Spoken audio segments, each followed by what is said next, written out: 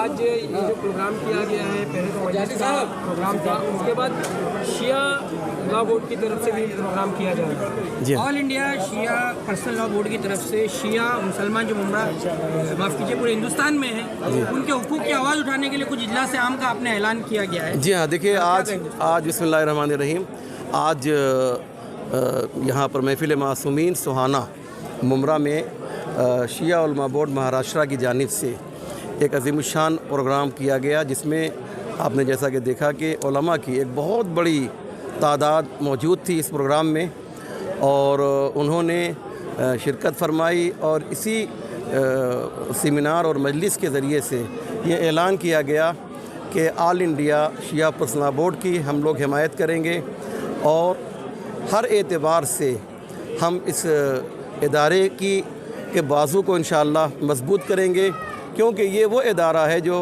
नहायत ही खुलूस के साथ तमाम शियों के लिए, न ये कि फ़कत किसी एक इलाक़े में बल्कि पूरे हिंदुस्तान में, कि या वो नॉर्थ हो या ईस्ट हो, साउथ हो या वेस्ट हो, कहीं भी आप देखें हर जगह जो है वह ये इदारा काम कर रहा है। लिहाजा ज़रूरत यह है कि तमाम शिया हज़रात और तमाम उलमा इस इदारे की हिमायत करें और शिया उलमा बोर्ड महाराष्ट्र अपनी हिमायत का आज ऐलान कर रहा है।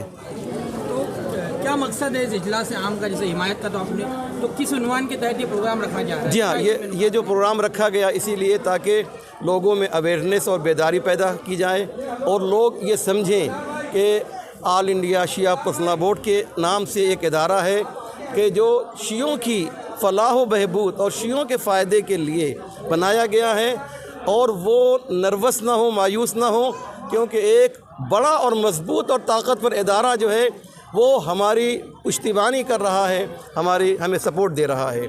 मकसद ये है। तो सर ऐसे कौन से मसाइल हैं हमारे शिया भाइयों के, शिया हज़रात के, जिनको हल करने के लिए या जिन पर नज़रसानी की? बहुत अच्छा सवाल है। देखिए हमारे बहुत से सियासी मसाइल हैं। फॉर एग्ज़ाम्पल मैं आप एक मिसाल दे देता हूँ कि जैसे अक़लियत के लिए गवर्नमेंट ऑफ इंडिया के पास कुछ ऐसी चीज़ें स्कीम हैं कि जो हम तक नहीं पहुँच पाती हैं, यानी हम अक़लियत में भी अक़लियत में हैं, तो जो अक़लियत में हमसे ज़्यादा हैं उन तक तमाम चीज़ें पहुँचती हैं, हम तक नहीं पहुँच पाती।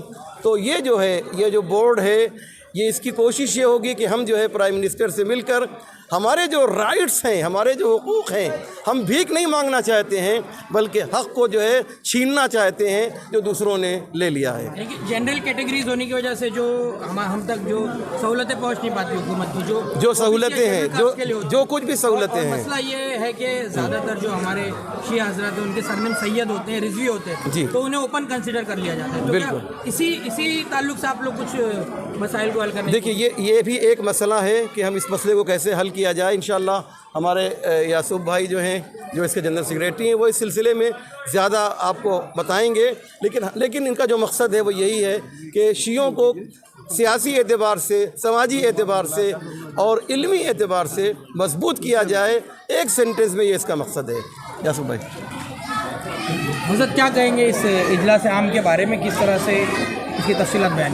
देखिए ऑल इंडिया शिया पर्सनल बोर्ड हमारा शियों का इदारा है, हमारे मुल्क में फैले हुए करोड़ों शियों का इदारा है और हम इस इदारे के बैनर तले एक छत के नीचे अपनी पूरी मिल्लत को जमा करके सारे मसाइल को हल करने का रास्ता निकालने की कोशिश करते हैं। हम ये नहीं कहते कि हमने सारे मसाइल हल कर दिए। जैसे एक छोटा सा मसला ले लीजिए बस, कि जैसे एक सच्चर कमीशन बना जस्टिस सच्चर की अगुवाई में, और सच्चर कमीशन ने, जस्टिस सच्चर ने मुसलमानों के हालात का सर्वे किया पूरे हिंदुस्तान का और वो रिपोर्ट पेश की।